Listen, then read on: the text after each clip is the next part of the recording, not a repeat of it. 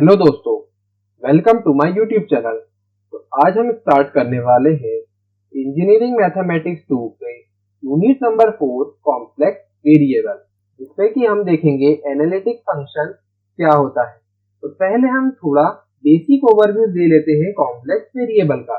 तो complex variable आता है कॉम्प्लेक्स नंबर्स के अंदर। तो कॉम्प्लेक्स नंबर होते हैं z equal to X plus iota Y.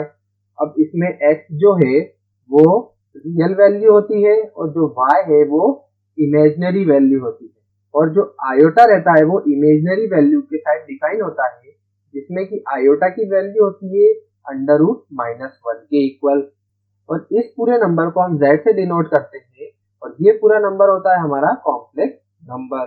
और इस यूनिट में हम कॉम्प्लेक्स नंबर के साथ कॉम्प्लेक्स वेरिएबल से डील करेंगे। तो उसमें क्या होगा कि जो हमारा कॉम्प्लेक्स वेरिएबल है उसको हम w से डिनोट करेंगे, जो कि फंक्शन होगा हमारे इस कॉम्प्लेक्स नंबर का, जिसमें कि u और v जो है वो वेरिएबल वैल्यू होगी। तो u जो है वो रियल वैल्यू होगी, जिसमें कि x, y हमारे वेरिएबल फंक्शन होंगे, और साथ में आयोटा के साथ इमेजिनरी वैल्यू v को डिफाइन करेंगे, वो भी x, y पे डिपेंडेंट होगी। तो इसमें हम ये जो कॉम्प्लेक्स वेरिएबल है इसको हम इस तरीके से डिफाइन करते हैं, जिसमें कि जो फंक्शन ऑफ z रहता है वो w से डिनोट करते हैं, उसमें u और v वैल्यू आती है। जो u वैल्यू है वो रियल पार्ट होता है, तो v जो है वो इमेजिनरी पार्ट होता है। जैसे कि एग्जाम्पल के लिए हमने w equal to Z square given है, तो हमें पहले इसमें इमेजिनरी और रियल पार्ट को फाइंड करना है। तो w equal to Z square, Z की वैल्यू हमें पता है x प्लस आयोटा y, तो इसका होल स्क्वायर लिख देंगे। इसको हम सॉल्व करेंगे तो ये हो जाएगा x square plus 2 iota square y square. Iota square की वैल्यू क्या होती है? आयोटा स्क्वायर यानी कि आयोटा इंटू आयोटा, √-1 इंटू √-1, वो हो गया -1 के इक्वल। तो ये आ गई हमारा w equal to X square minus Y square plus 2y iota.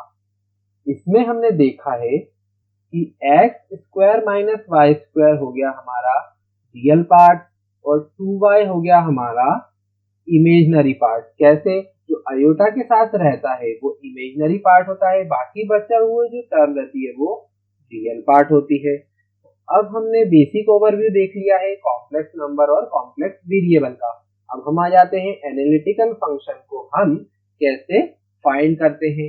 मतलब इसमें हमें बताते हैं कि जो हमारा कॉम्प्लेक्स वेरिएबल है वो डिफरेंशिएबल है कि नहीं है। वो हमें बताता है कि जो हमारा कॉम्प्लेक्स वेरिएबल है वो डिफरेंशिएबल है कि नहीं है। तो चलिए हम देखते हैं कि कैसे हम उसे बताते हैं कि वो डिफरेंशियल है कि नहीं।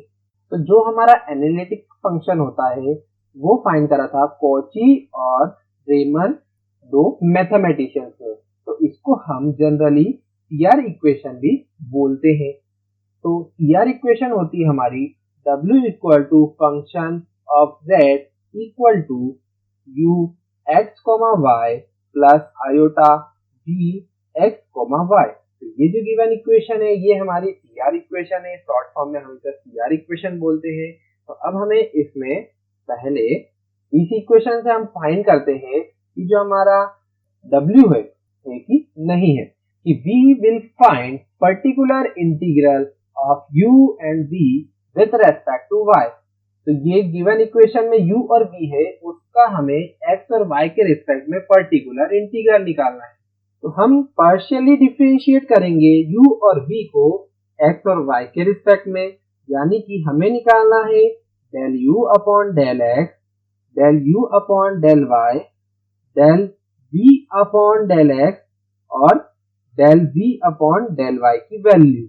और ये तीनों वैल्यू हम निकालेंगे तो उसे हमें इक्वेट करना है। तो ये हमारी आ गई सारी पार्शियल डिफरेंशिएशन के बाद वैल्यू। इसमें कि हम del u upon del x को हम ux से डिनोट करते हैं, इसको uy से, इसको हम डिनोट करते हैं vx से और इसको हम vy से। ये वाली इंपॉर्टेंट स्टेप है। इसमें हम इक्वेट करते हैं del u upon del x को del v upon del y से। अगर ये आपस में इक्वल हो जाते हैं तो ठीक है, फिर हम check del u upon del y जो है वो negative of del v upon del x के इक्वल आ रहा है कि नहीं आ रहा। और अगर ये दोनों कंडीशन फुलफिल हो जाती है तब हम बोल सकते हैं कि जो हमारा w है वो डिफरेंशिएबल है कि नहीं।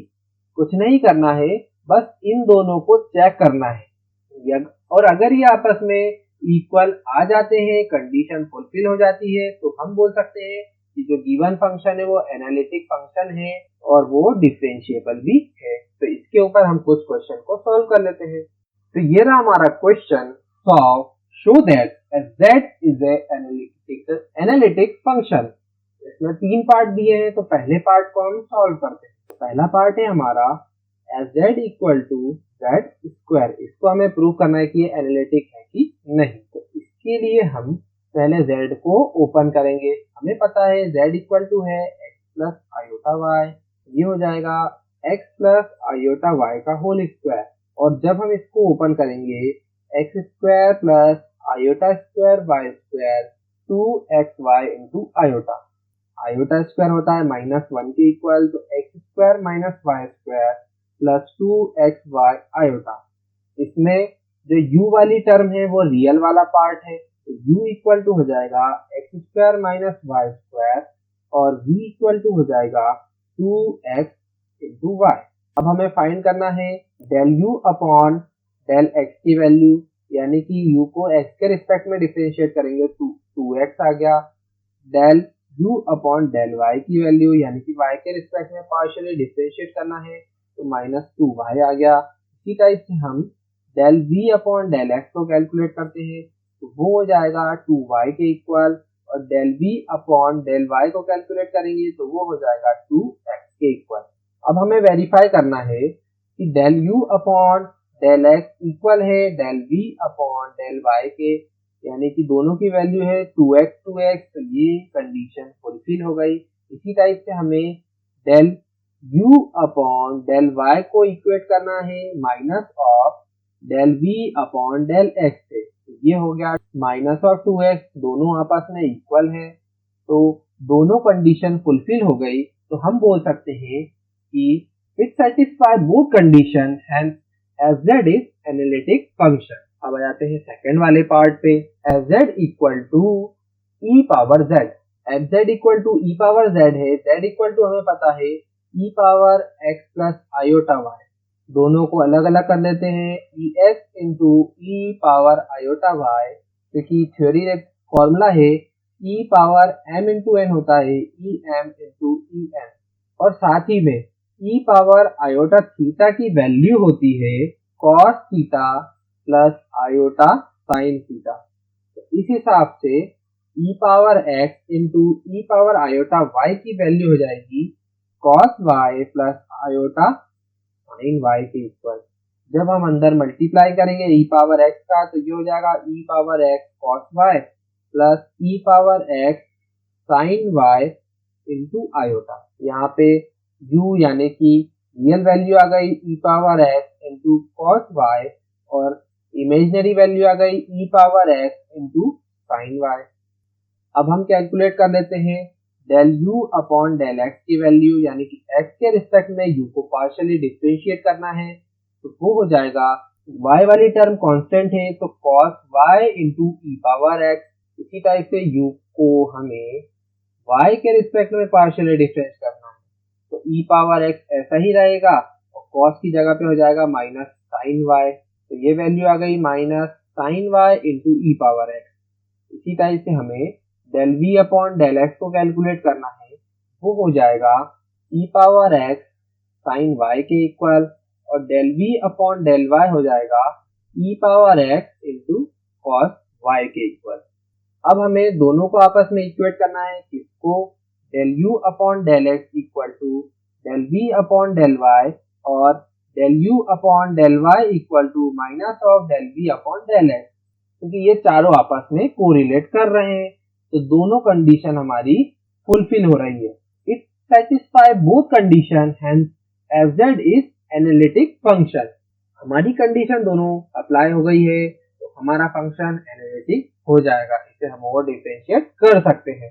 थर्ड वाले पार्ट क्या है हमारा, क्वेश्चन गिवन है fz equal to e power minus X cos Y plus I sine Y. इसे हम रियल और इमेजिनरी पार्ट को अलग कर देते हैं। तो इसके लिए e power minus X cos Y plus e power minus X sine Y into iota, u equal to हो गया e power minus X cos Y, v equal to हो गया e power minus X sine Y के equal.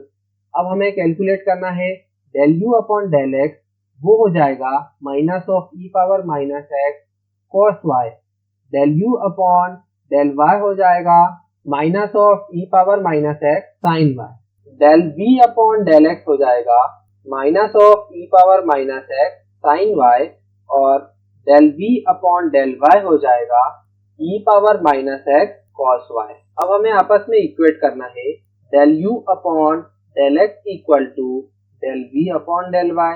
यहाँ पे है e power minus X cos Y और इधर है यहाँ पे e power minus X cos Y, इधर नेगेटिव टर्म इधर पॉजिटिव टर्म, ये आपस में इक्वल नहीं है। इसी टाइप से हम अगले को भी देखें तो del u upon del y equal to minus of del v upon del x, तो ये हो गया हमारा minus of e power minus X sine y equal to minus of minus e power minus sine x sine y। ये भी आपस में equal नहीं हो रहा है, तो बोथ जो कंडीशन है वो अप्लाई नहीं हो रही है।